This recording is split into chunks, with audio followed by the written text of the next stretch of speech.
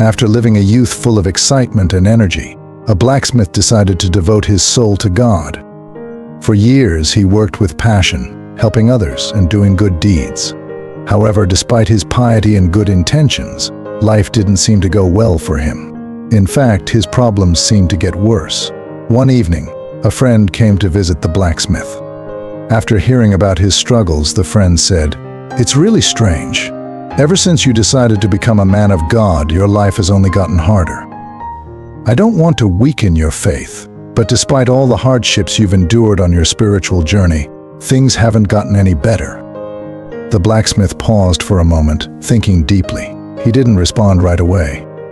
After a long silence, he finally found the answer he was looking for and shared it with his friend. "In my workshop, I receive raw steel, and it's my job to turn it into a sword. Do you know how I do that?" The blacksmith pointed to the forge and continued. "First, I heat the piece of steel in a fire so intense, it feels like it's burning in the flames of hell. Once it's red hot, I take the heaviest hammer and start hitting it strike after strike until the steel begins to take the shape I want. Then, I plunge the steel into a cold bath of water, and steam fills the workshop.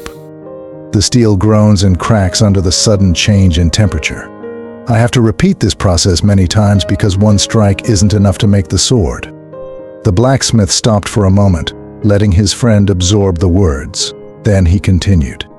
"Sometimes, though, the steel I receive can't handle the heat, the hammer's blows, or the cold water. It cracks and breaks under the pressure. When that happens, I know that this steel will never become a good sword, so I throw it onto the scrap pile of the workshop." He paused again, glancing at a heap of discarded steel. Taking a deep breath, he added, "I know that in life I'm being tested by fire.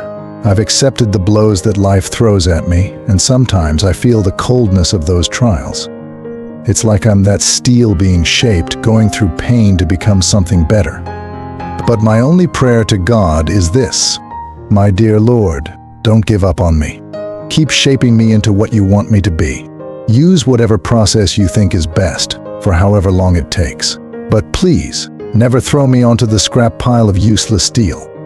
The blacksmith's friend sat in silence for a moment, deeply moved by the analogy. He looked at the blacksmith with newfound respect and said, "I never thought of life that way.